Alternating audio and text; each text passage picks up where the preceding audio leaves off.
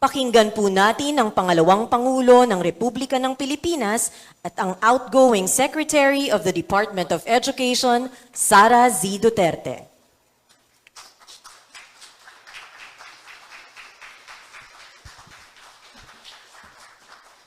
Thank you. Please take your seats.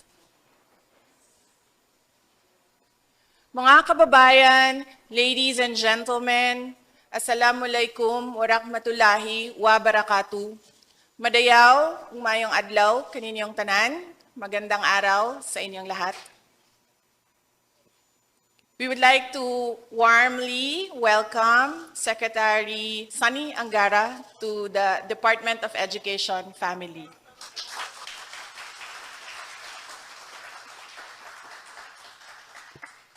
Welcome to the chaos, Sec.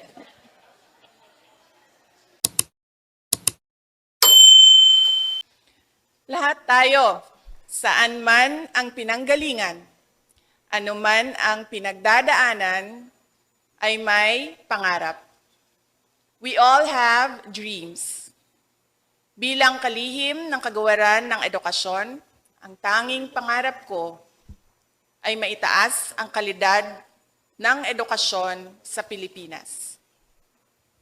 Ngunit ang isang pangarap, kung hindi pagsisikapan, ay mananatiling pangarap lamang. Kaya naman, mula pa noong una akong magsilbi sa kagawaran noong July 2022, agad kong sinimulan kasama ng halos 1 milyong nating kapamilya sa DepEd ang mga hakbang tungo sa pagtupad ng natatanging pangarap. During the last 24 months, we have rolled out the Matatag Agenda, caused the Matatag Agenda and the Basic Education Development Plan to be adopted by the NEDA Board as a national plan and policy for basic education.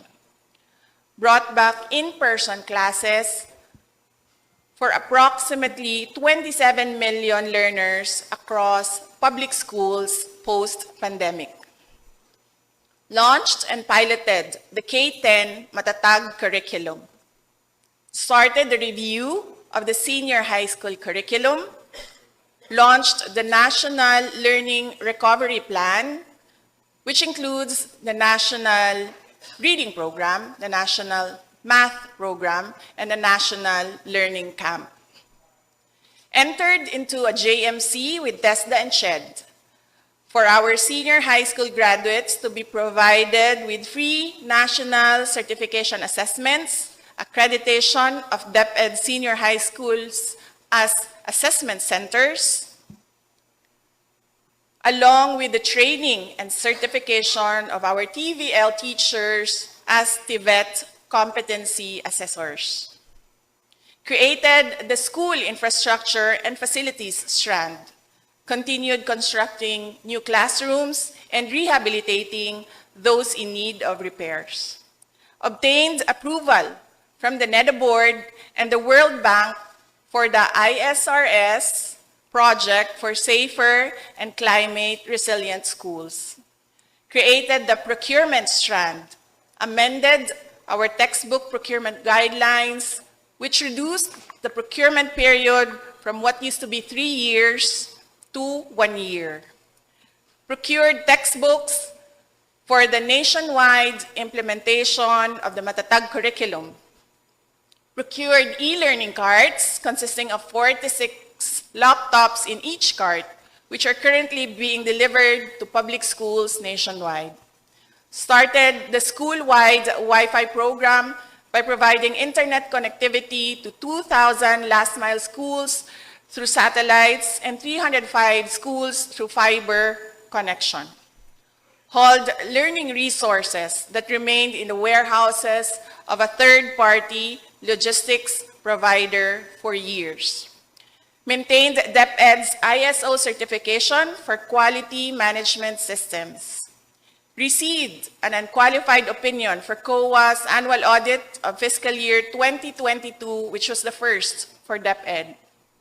Held quarterly consultations with private schools organizations. expanded the school-based feeding program to cover the entire school year, secured funding and launched the DepEd Mental Health Program, established the Learner Rights and Protection Office, launched the TeleSafe Hotline for abuses in schools, strengthened internal controls for ESC and voucher programs, planted over 2,003,389 trees in a single day, brought back the Palarong Pambansa, entered into MOA with COMELEC and PAO to provide legal assistance to teachers during elections, engaged the Asian Development Bank to develop a more responsive formula for the school MOOE, engaged the World Bank for a study on teachers' salaries, purchased personal accident insurance for each and every teaching and non-teaching staff of DepEd, entered into a MOA with the GSIS for special DepEd lanes,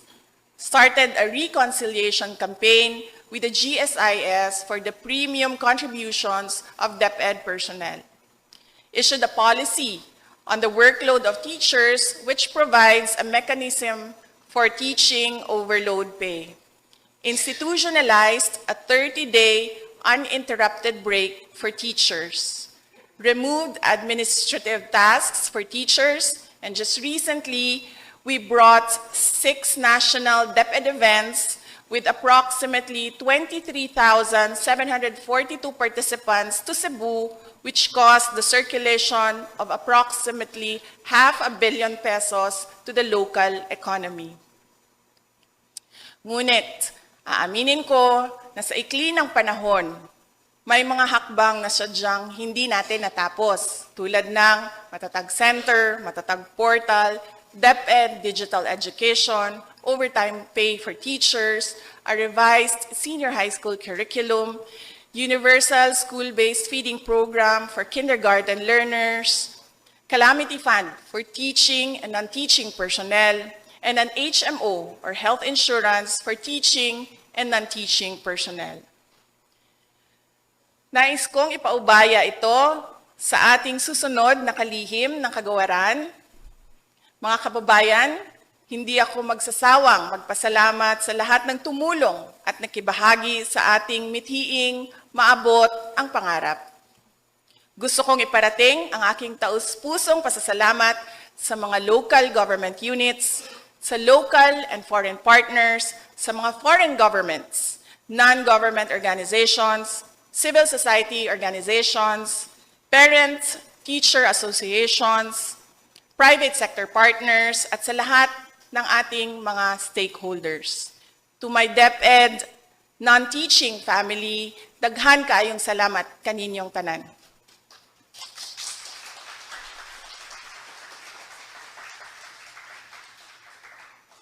Finally, sa ating mga teachers, thank you for your unwavering service to our country.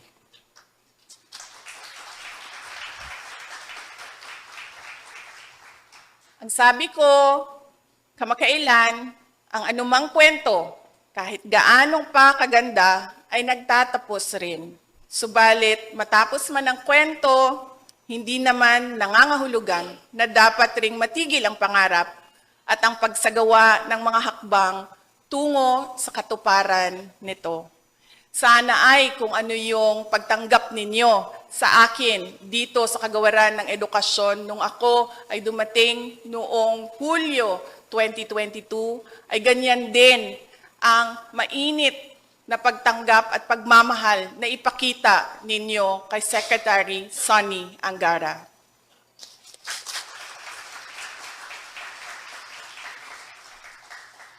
Mga kababayan, patuloy po tayo maging matatag tungo sa pagtaguyod ng isang bansang makabata at mga batang makabansa. Ang tanan natong buhaton alang sa Diyos, sa katawhan, ug sa matag pamilyang Pilipino. Syukran. Ang buong kagawaran ng edukasyon ay lubos pong nagpapasalamat sa taos-puso ninyong paglilingkod at pagkalinga sa sektor ng edukasyon at sa pagsusulong ng edukasyong nararapat para sa bawat batang Pilipino. Isang pagpupugay po, VP Sara Duterte. Maraming salamat po. Maaari na po tayong magsiupo. Ngayon po ay ating inaanyayahan sa entablado ang pangalawang Pangulo ng Republika ng Pilipinas at outgoing Secretary of the Department of Education, Sara Z. Duterte, at incoming Secretary of Education, Senador Juan Edgardo Angara, para sa opisyal na pagsasali ng tungkulin ng Kagawaran ng Edukasyon.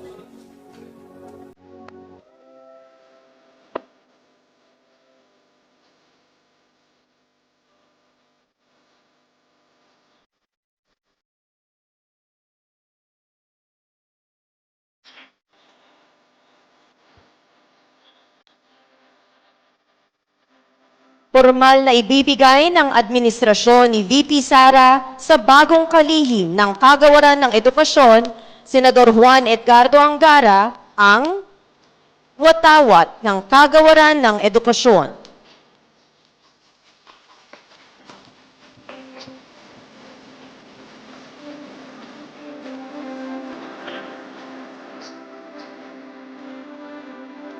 Ang opisyal na selyo ng Kagawaran ng Edukasyon.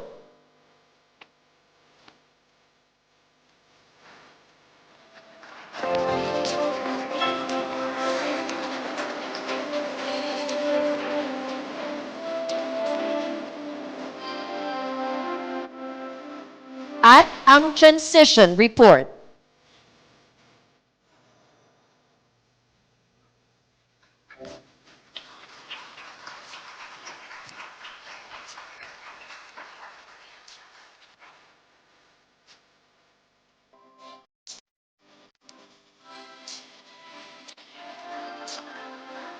Lubos ang ating pasasalamat kay Pangalawang Pangulo ng Republika ng Pilipinas, Sara Z. Duterte.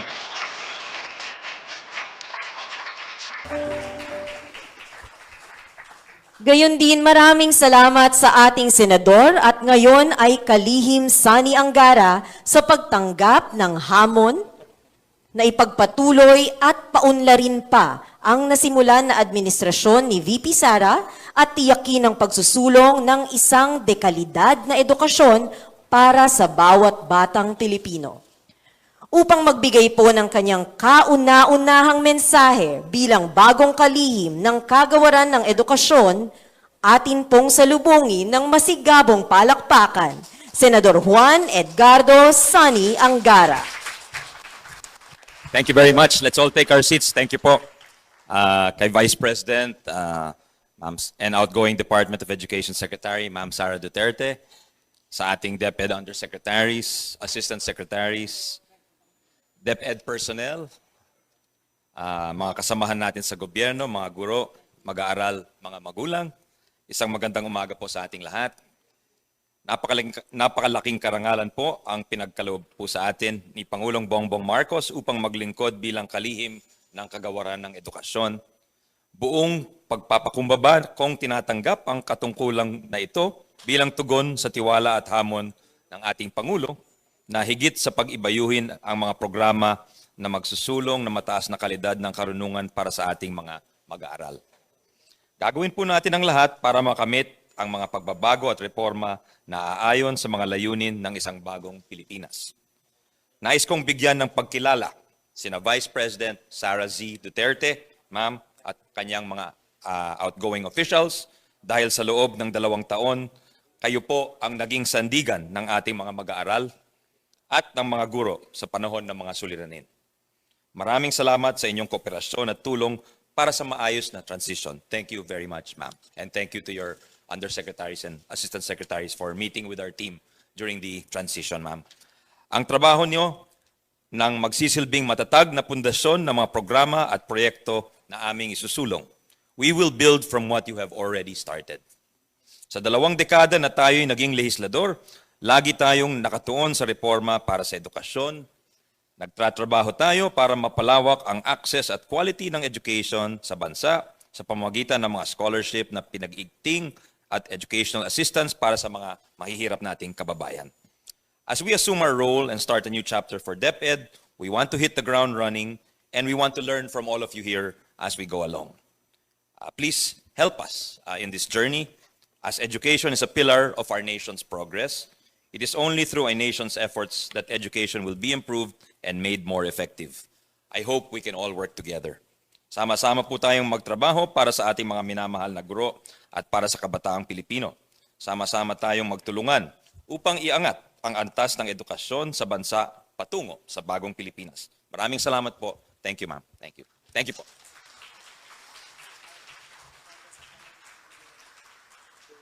Maraming salamat po, Kalihim at Senador Angara. Kasama po ninyo ang buong kagawaran ng edukasyon sa pagsasakatuparan ng mga inisyatiba na makapaghahatid ng dekalidad na edukasyon para sa kabataang Pilipino. Malugod at maligaya po nating tinatanggap ang ating bagong kalihim, Senador Juan Edgardo Sonny Angara. At maraming salamat po sa inyong paglilingkod, VP Sara Z. Duterte.